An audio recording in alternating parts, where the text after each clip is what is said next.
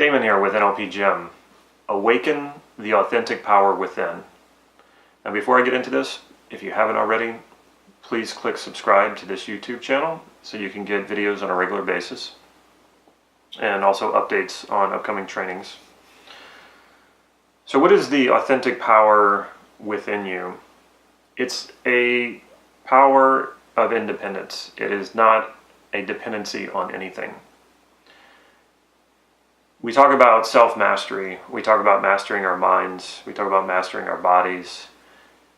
The true you does not need to be mastered.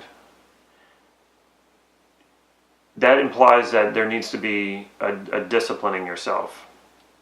So let's go ahead and drop that idea. The true you does not need to be mastered because it is you, and you're not parenting yourself. Some of us do, but that will only get you so far. Discipline will only get you so far. This idea that you can exact a certain amount of discipline on yourself to master yourself, I think there needs to be a clear distinction brought into this. Yes, you can master your body in the sense that you can feed and nourish it very well and work it out enough to where you can have a certain amount of endurance and a certain amount of strength. And you can achieve a certain amount of mastery with that.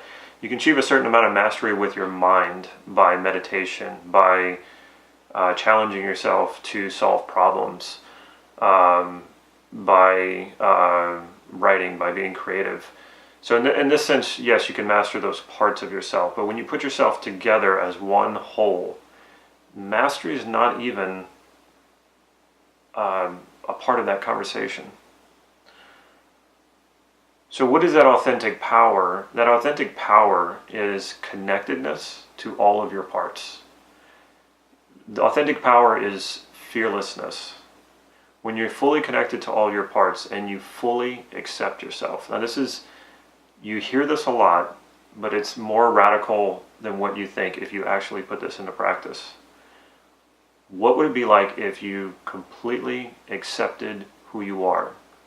Instead of running from fear and running toward your desires, what would happen if you took enough time every day to sit with yourself, and this could be a physical practice, a movement practice, or just a still meditation, but to sit with yourself and who you are and all the things that you fear about yourself and all the things that you maybe dislike about yourself and just 100% accept that about who you are.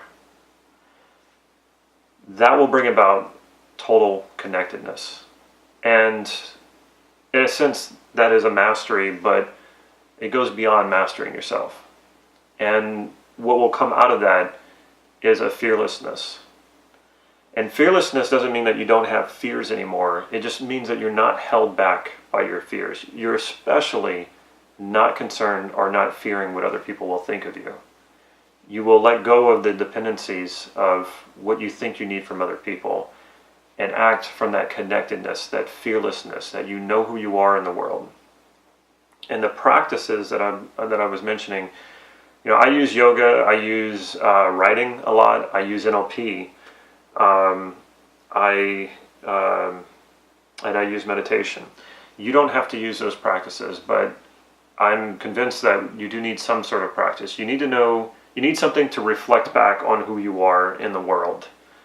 And your experiences, you don't actually experience yourself. This is kind of a strange thing that it's very simple to understand, but it confuses people. You're not actually experiencing yourself because experience has a beginning and it has an end. You experience something and then it's over. Well, you've been experiencing yourself from as far back as you can remember.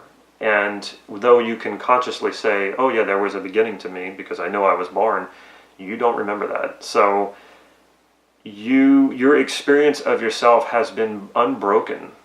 It has been one solid experience from your beginning.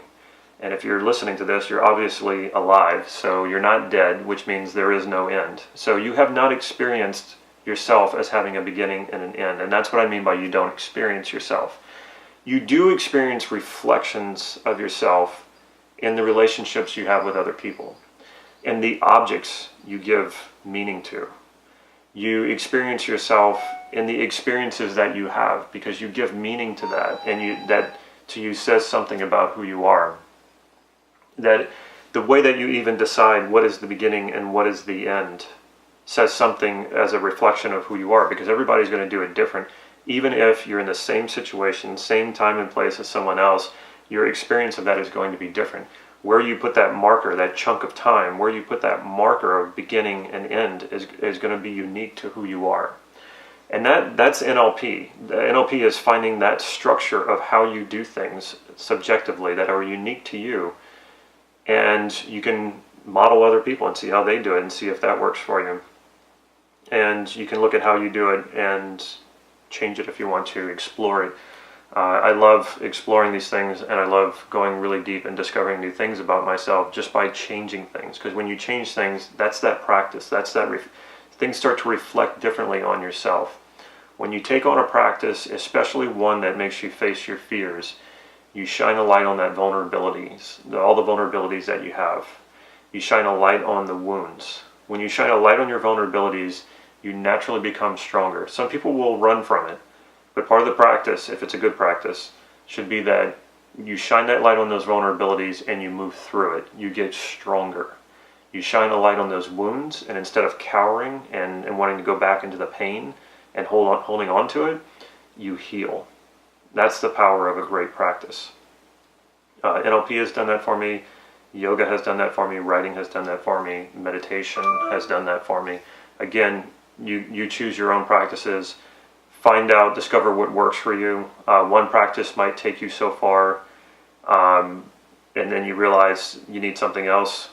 Then change it. Go do something else. You can drop the practice. There's nothing sacred about the practice itself. Now again, when people get into these practices, a lot of times they get into the discipline of it. You need discipline to get you started. You need discipline to make sure you do this on a daily basis. But an overemphasis of discipline actually will dim that authentic light. That light of that authentic power will dim itself to you. Overdoing the discipline is a way of disconnecting. So to truly be authentic, yes, discipline has to be there, but it can't be the master that you're serving. There is no master in this. You are you, and it's that oneness and that wholeness and that connectedness that all comes together that makes this not about mastering yourself. It is about tapping into that authentic power and projecting it out there. Noticing it in your relationships, noticing it in your experiences, noticing it even in the meaning that you make of inanimate objects. That is that authentic power. Now you can take it even further than that, and you can then learn things. You can learn tools. You can learn NLP. We have Sleight of Mouth starting this Saturday with Doug O'Brien. That is, when you connect that authentic power with tools like that, you become unstoppable. When you're connecting it to ways in which you can use it for persuasion, for influence, you become all that much more powerful. And with all of that comes responsibilities, which I don't really have time to go into. Just know that when you tap into this power, and if you do it right, if you're doing it in a very connected way, responsibility goes with that, because sympathy and empathy and understanding of other people come with that. It's not some ego trip. It's not a narcissistic, I'm powerful and I rule over people kind of attitude. No, it's a power of peace and connectedness and wholeness, so that you are a fulfilled and whole human being. And when you're like that, you don't have any desire to take advantage of other people. You have everything that you need.